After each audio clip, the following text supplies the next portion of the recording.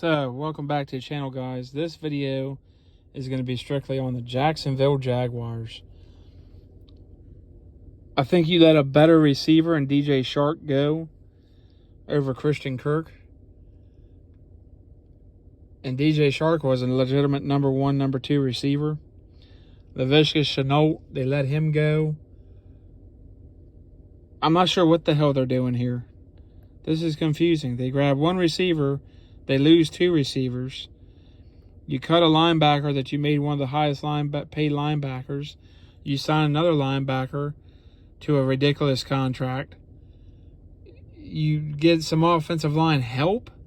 Cam Robinson, not the best tackle out of Alabama a few years ago. You get Brandon Sharif, but he's been banged up. Now, if he returns to form, he's a great pickup, and that's only going to help. They re-signed one of their own. But as far as weapons, they haven't done much to impress me right now. I'm disappointed so far. I feel like they've overreached. I feel like they've overreacted and overspent. I mean, $84 million for Christian Kirk. First couple years, even if they cut him after 2 years, he's still making $39 million. For a guy that's not a Amari Cooper or one of those type guys, maybe he becomes that. I don't know. Maybe that's what they're counting on. Hey, this guy will become that.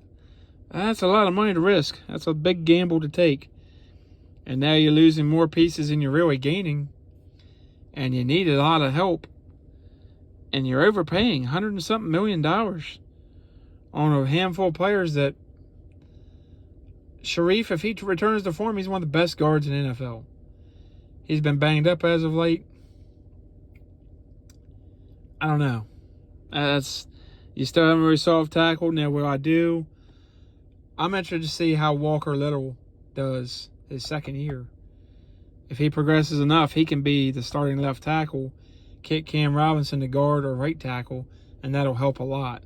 Because Walker Little, at one point, their tackle from last year, was a top 10 draft pick, guys, before his injury. So we'll see how that progresses. We'll see what they do in the draft and the rest of free agency. But I got to be honest. It feels like a lot of reaches and very underwhelming so far for Jacksonville. For a team that needs to really get behind Trevor Lawrence, who is a once-in-a-lifetime quarterback. It almost feels kind of like the Colts, what they did with Andrew Luck. Now, Luck was far and above beyond Trevor Lawrence. But it just kind of feels like that. Like, yeah, we got a quarterback. We don't need nothing else. And they're reaching, and they're not really fixing the offensive line to help him.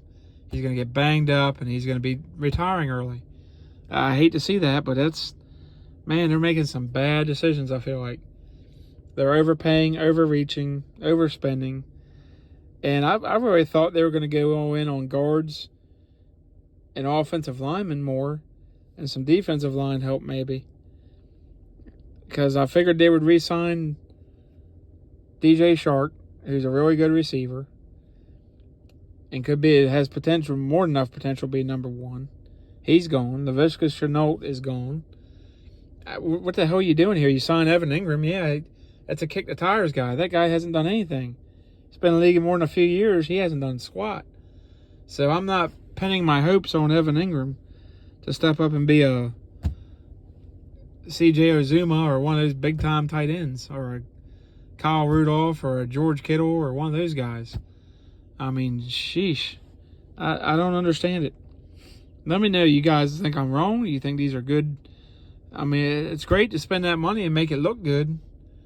But under the surface, there's a lot of pus under the surface there. I don't like this at all. And it concerns me for Trevor Lawrence and his future. I don't know. I don't like the general manager to begin with, Trent Baalke. I think he's a washed up, never was. I think Jim Harbaugh, yeah, the coach of the 49ers made him better. Jim Harbaugh made him better than what he was, made him look better than what he was. And of course, Trent Baalke's known for ruining that and running Jim Harbaugh out of town. This should frustrate you as a fan of the Jaguars. Miles Jack's available. Anybody wants him. So a pretty good off-ball linebacker. At one time was considered the best linebacker in the draft a few years ago. Still pretty young. I think he's only 25, 24. Might be 26. Still pretty young, so I don't